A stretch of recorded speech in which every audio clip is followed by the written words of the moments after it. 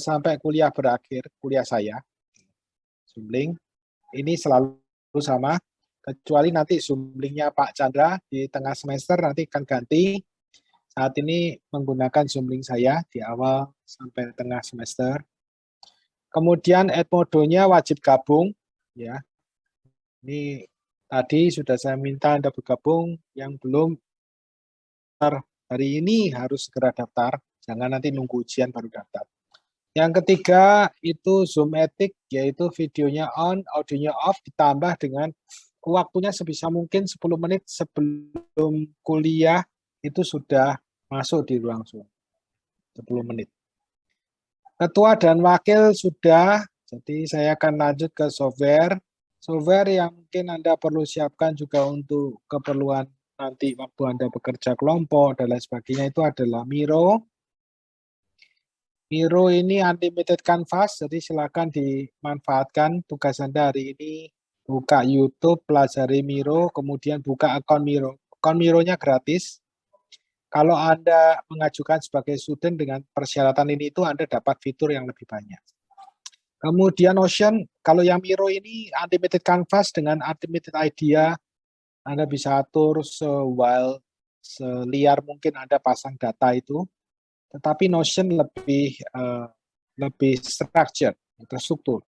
Jadi Notion itu bentuknya seperti wiki, jadi wiki style di mana kita bisa pasang catatan kita dalam bentuk toggle list, ya Outlook, model bullet list, kemudian masuk di dalamnya dan seterusnya.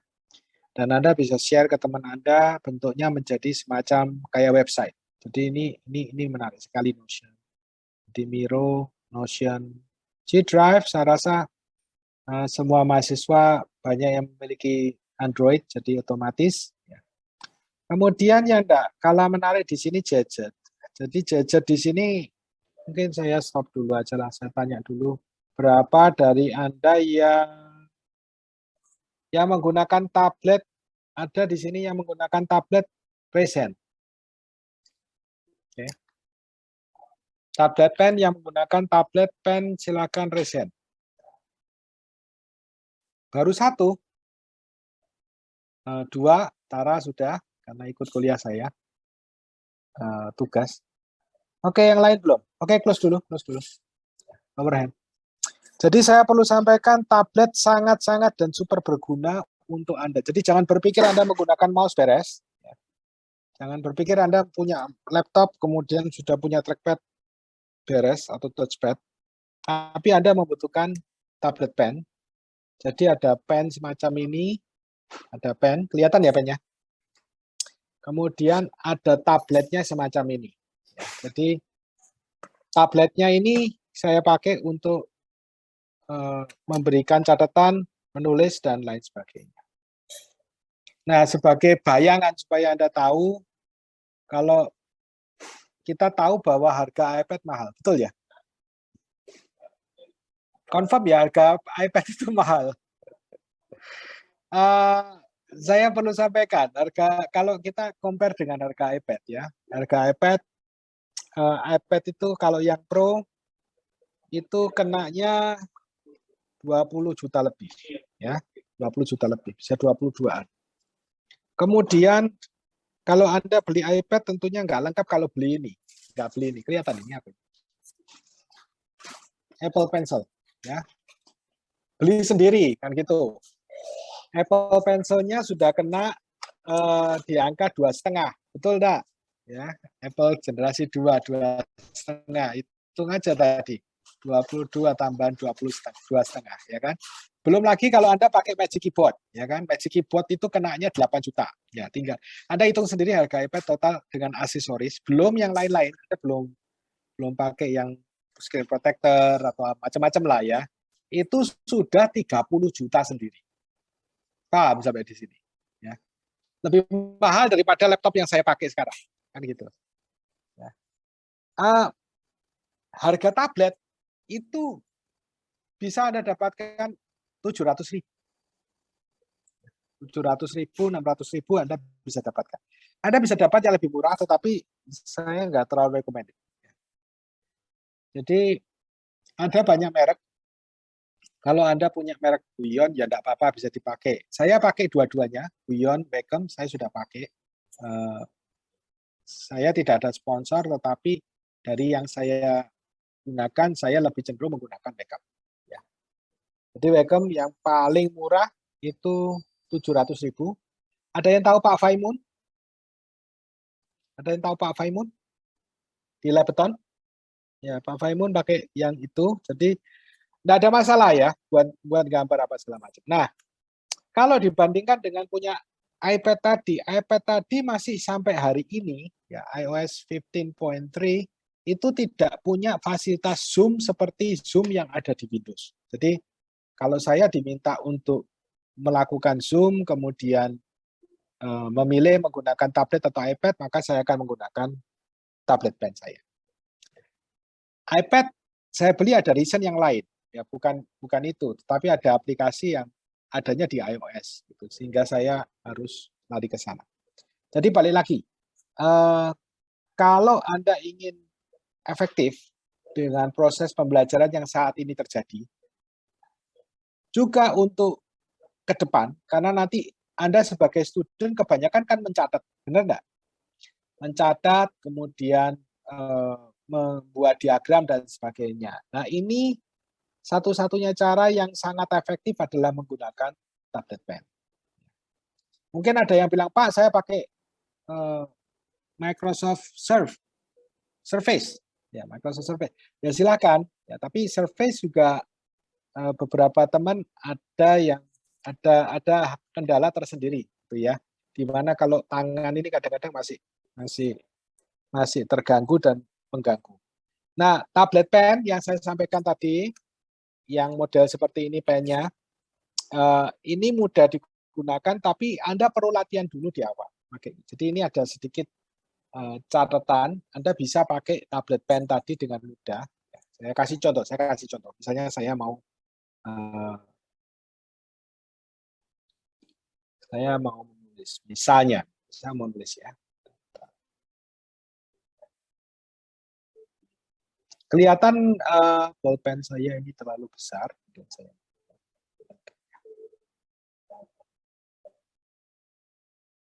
Sudah kelihatan kah? Kelihatan, Pak.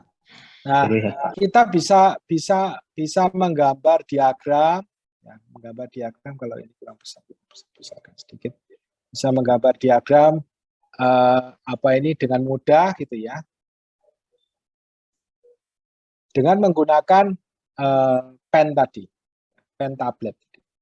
Jadi Anda punya tabletnya, Anda punya pennya, ya, Anda bisa gambarkan di sebelah komputer Anda. Secara prinsip, mata saya memandang layar, jadi ini catatan. Mata saya memandang layar, tangan saya bergerak. Nah, ini ada sedikit latihan yang perlu dilakukan, yaitu koordinasi antara mata dengan tangan. Tapi setelah itu Anda lalui, saya rasa tidak ada masalah. Sampai di sini clear ya? Halo? Ada pertanyaan sampai di sini? Sebelum saya lanjutkan materinya. Gunanya apa? Oh, banyak sekali. Pada waktu Anda ingin mencatat, Anda pasti menggunakan pen. Saya lebih cenderung menggunakan pen. Nggak mungkin saya menulis pakai mouse, betul enggak? Ya kan? Terus kemudian yang nomor 2, pada saat Anda presentasi. Ya, pada saat presentasi, apapun presentasi yang Anda lakukan, annotating screen, segala macam itu sangat dan penting. Ya, sangat luar biasa dan penting. Sehingga mau tidak mau, suka tidak suka, kita harus move ke teknologi baru, di mana mouse tidak mampu untuk memenuhi kebutuhan kita tersebut. Ya. Baik, saya akan lanjutkan.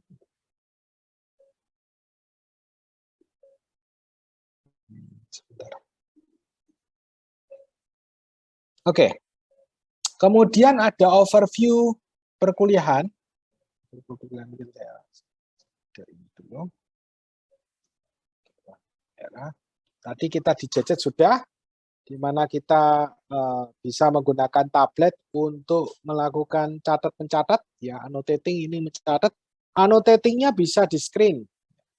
Anda annotatingnya juga bisa diprogram seperti OneNote untuk mencatat segala macam. Tapi pada waktu Anda presentasi seperti ini, Anda tidak kesulitan kalau ingin memberikan tanda seperti ini dan seterusnya. Anda bisa menggunakan teknologi dari tablet pen ini.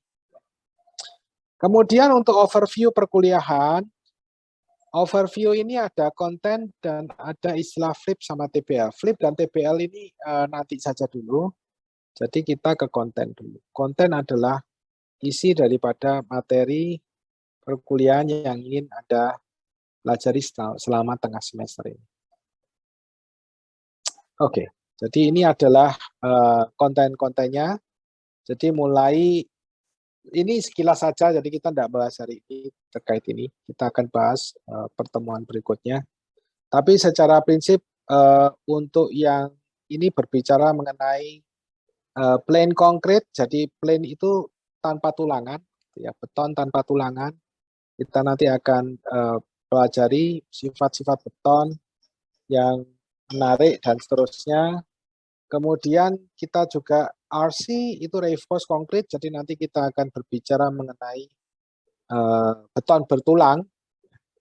Kenapa sih apa ini tulangannya reinforced concrete ini kenapa kok dia bergabung dan menjadi semacam material yang legendary gitu, dipakai di mana-mana dan hampir semua menggunakan RC. Ternyata ada kompatibilitas antara reinforced concrete ini ya, di antara besinya dengan betonnya ini ternyata juga ada hal yang cukup menarik. Selanjutnya kita juga berbicara mengenai loads. Loads ini adalah beban, di mana pemahaman terkait beban ini penting sehingga Anda tahu betul perjalanan beban itu dari mana ke mana dan seterusnya. Sehingga perjalanan flow of load itu harus diamankan. Jadi kita nanti akan melihat secara garis besar mengenai load. Kalau kita ngomong load berarti nanti juga akan berbicara mengenai komponen struktur dan seterusnya. Ya. Berikutnya di sini mengulang sedikit, ini ada di teknologi bahan bangunan, tetapi kita akan berbicara mengenai bagaimana cara kita mendefine kekuatan tekan beton sebagai engineer. Kalau Anda sebagai engineer, sebagai insinyur, kontraktor atau konsultan, di mana Anda diminta untuk menetapkan nilai efisiensi untuk struktur Anda. Bagaimana menetapkan nilai efisiensi ini dan seterusnya. Bentar.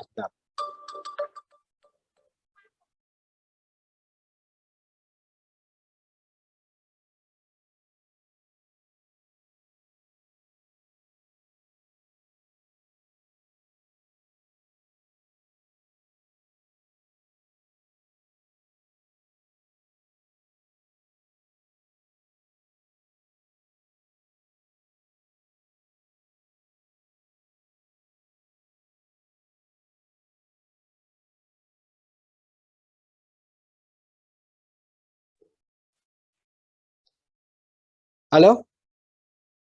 Oke. Kita lanjutkan lagi. Ya, sampai mana tadi? Ella sampai mana, Ella? Sampai load, Pak.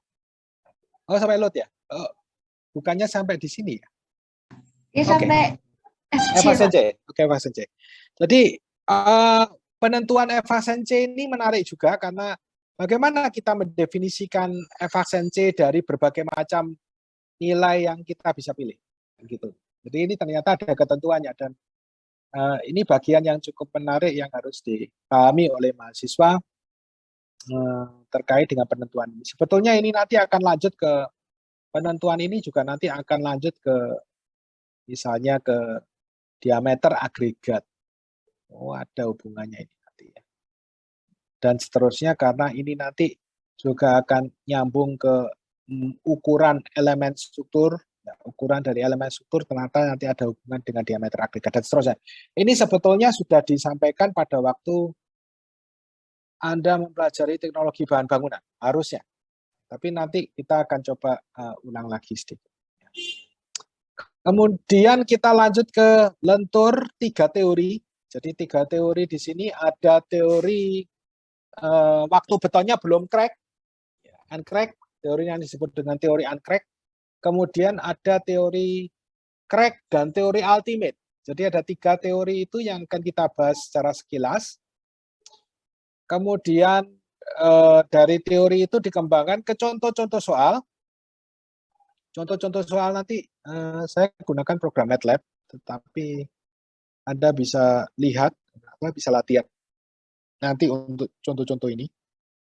Diharapkan nanti Anda bisa menghitung kalau teorinya uncrack digunakan, teori crack digunakan, dan teori ultimate digunakan. Jadi itu adalah konsep menghitung menggunakan 3 teori. Kemudian kita masuk ke in-depth yang lebih dalam terkait dengan ultimate theory. In-depth lebih dalam terkait dengan ultimate theory. Ultimate theory saya kasih. Oke. Jadi di sini mulai berbicara mengenai konsep kapasitas. Konsep kapasitas itu bagaimana di mana kita mengukur V, kemudian apa ini MN, V, MN, MU ini apa, dan bagaimana kaitannya, dan seterusnya. MN itu apa, MU itu apa, nanti kita akan bahas secara lebih detail, tapi dalam bentuk konsep. Kalau ini sudah dipahami, kita juga akan masuk ke pengertian dari variabel D, variabel H. Kalau Anda punya apa ini balok, ya kita nanti akan fokus ke balok, ya balok platnya juga sedikit, nanti tapi kita fokus ke balok. Jadi kalau saya punya tulangan seperti ini, kita tahu bahwa ini adalah B atau lebar balok, ya kemudian saya punya H, tapi kita juga tahu bahwa yang digunakan dalam perhitungan bukan H, tetapi D. D. Jadi yang digunakan untuk perhitungan kapasitas itu D, bukan H. Nah, namun nanti ada lagi yang disebut dengan DT. Ada lagi DT. Waduh, ini apa lagi nih DT? DT nanti dipakai apabila Anda mau menetapkan rho maksimum. Apa itu rho maksimum? Rho adalah rasio dari tulangan yang dipasang di beton. Ini maksudnya apa dan seterusnya. Nanti akan dijelaskan lebih detail terkait itu. Ini ada kaitannya semuanya. Kalau Anda tidak ngerti sekarang, tidak apa-apa. Ya, tapi kalau Anda lihat sekarang, Anda sudah ketemu dengan adanya D dengan H, di mana ternyata yang digunakan dalam desain adalah D dan bukan H. Nah, ini sesuatu yang mungkin menarik dan baru. Kemudian kita berbicara mengenai diagram Whitney, Whitney block, dan nanti akan ketemu dengan beta, bagaimana menghitung beta, dan seterusnya nanti akan dijabarkan lebih lengkap. Kemudian terkait dengan rho tadi, ada rho itu adalah rasio antara tulangan dengan penampang efektif daripada balok. Nanti kita akan jelaskan, misalnya kalau kita sekilas kita tahu bahwa nilai rho itu adalah AS tulangan yang Anda pasang, tulangan tarik di sini. Apa itu tulangan tarik? Apa tulangan nanti kita akan bahas, dibagi dengan B kali D. Ini adalah kita kenal sebagai. Jadi ini tulangan tarik. S ini tulangan tarik. Tulangan tarik. Tarik itu plus. Tulangan tarik. Jadi kalau saya punya balok, seperti ini, magtek, ya. Nah, seperti itu. Kalau dikasih beban terbagi rata, saya mau tanya di titik ini terjadi momen apa? Di titik tengah terjadi momen apa? Momen positif atau negatif?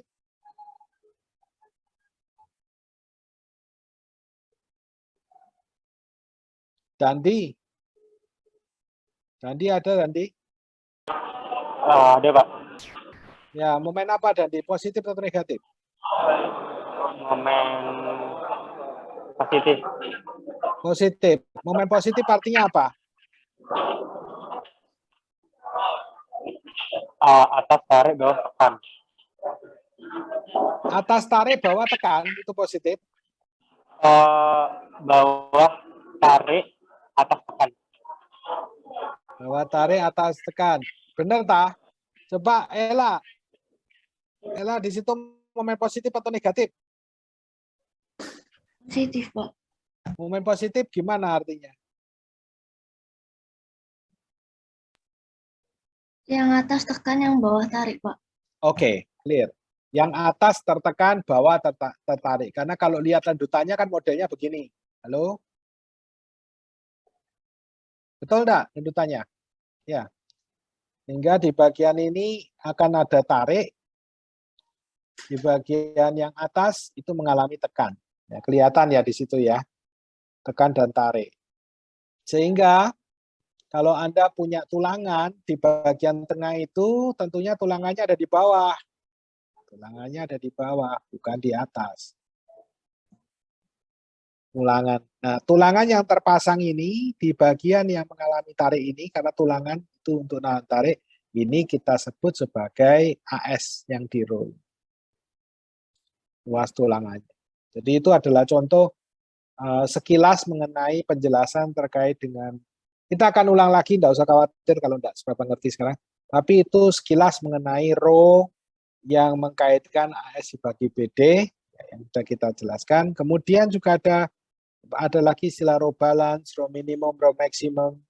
Nah, row balance ini muncul di peraturan lama, kemudian peraturan baru. Peraturan lama mengkaitkan row balance dengan row maksimum. Nanti kita akan bahas juga, ada waktunya. Kemudian yang peraturan baru row balance-nya hilang.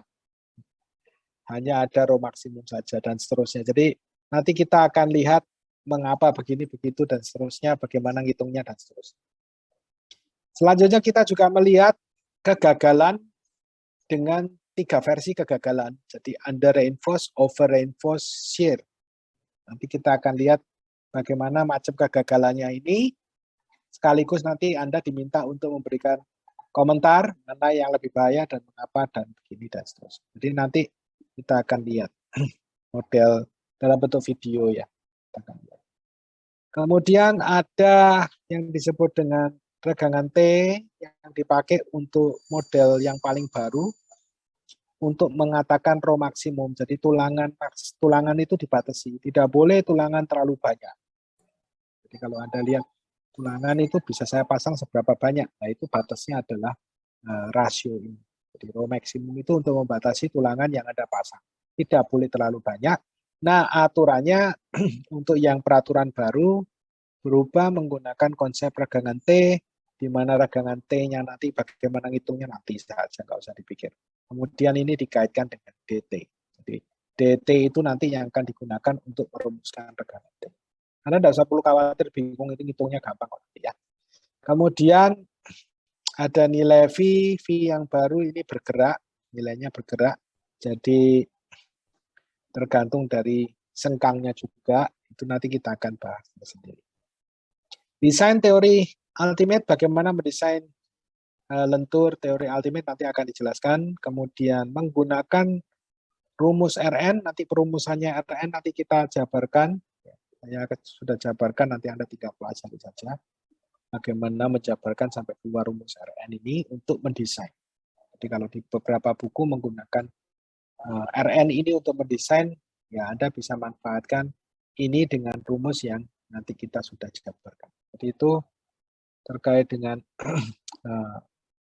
yang in-depth ultimate theory. Kemudian lanjut lagi ke bagaimana menetapkan lebar balok minimal. Nanti Anda akan tahu bagaimana menetapkan lebar balok minimal ini. Jadi nanti kalau Anda pasang balok harus lebih besar daripada lebar balok minimal yang Anda bisa hitung. Karena kalau Anda tidak ngitung lebar balok minimal, maka Anda pasang baloknya saja bisa jadi bermasalah karena ada aturan terkait pemasangan tulangan ini, itu, dan seterusnya. Jadi nanti akan diajarkan cara untuk menetapkan lebar balok minimal dan lebar balok yang Anda desain harus lebih besar daripada lebar balok. Selanjutnya ada balok T. Balok T ini balok T ini ada yang istilahnya balok T beneran yang bentuknya seperti T, tetapi ada juga kalau Anda punya plat yang panjang begini, kemudian ada baloknya, kemudian plat panjang ini ada baloknya dan seterusnya, maka bagian dari balok ini bisa dianggap sebagai satu kesatuan. Berperilaku seperti satu kesatuan. Nah, tentunya di sini ada lebar yang sudah ditetapkan oleh peraturan untuk bisa kita gunakan sebagai satu kesatuan. Karena dipakai sebagai satu kesatuan, maka Anda diuntungkan karena luasannya lebih luas, ya, lebih besar, dan seterusnya. Jadi peraturan tidak mengatur secara saklek. Anda boleh memakai konsep ini, tapi Anda juga boleh memakai konsep rectangular kotak biasa seperti balok yang itu. Jadi tidak ada aturan, tapi Anda boleh memanfaatkan kalau diinginkan. Selanjutnya tulangan rangkap. Nah, tulangan rangkap ini juga cukup menarik, di mana tadi saya sudah sampaikan ada tulangan tarik. Ya, misalnya kalau di tengah sendi roll, itu tulangan tariknya ada di bawah. Nah, tulangan atas ini tetap dipakai untuk pegang tulangan, tapi dalam perhitungan tidak dipakai biasanya. Nah, Anda boleh memanfaatkan tulangannya di atas ini sebagai kekuatan untuk dihitung supaya lebih ngirit gitu ya, karena Anda boleh tidak menghitung, boleh dianggap dihitung. Jadi kalau Anda menganggap yang atas juga mengikut nyumbang kekuatan, maka Anda masuk ke wilayah tulangan rangkap. Nanti akan dijelaskan bagaimana menghitung konsep tulangan rangkap tersebut, ya, dan seterusnya. Kemudian pelat satu arah ini nanti akan dijelaskan. Beban segitiga, trapesium akan dijelaskan. Kemudian shear dan torsi, mungkin sebagian ada yang masuk di kelasnya Pak Chandra, tapi kemungkinan saya mau berikan, tapi nanti kita lihatlah situasinya apakah shear sama torsi ini akan kita pisah, sebagian akan ke tempatnya Pak Chandra atau semua saya akan berikan, tapi secara default dulu saya akan berikan dulu. Oke. Ada pertanyaan? Buku yang digunakan adalah McCormack, jadi silakan kalau ada bukunya McCormack, buku silakan Anda gunakan, tapi buku-buku lain juga bisa dimanfaatkan. Any kind of reinforced concrete book bisa dimanfaatkan. Buku reinforced concrete book itu banyak ya, banyak sekali. Navy ada, kemudian McCormack, banyak sekali. Tapi secara prinsipnya sama yang kita bahas nanti, fokus ada di balok gitu ya. Di balok itu yang akan kita explore lebih dalam lagi. Ya. Oke, ada pertanyaan? Silakan.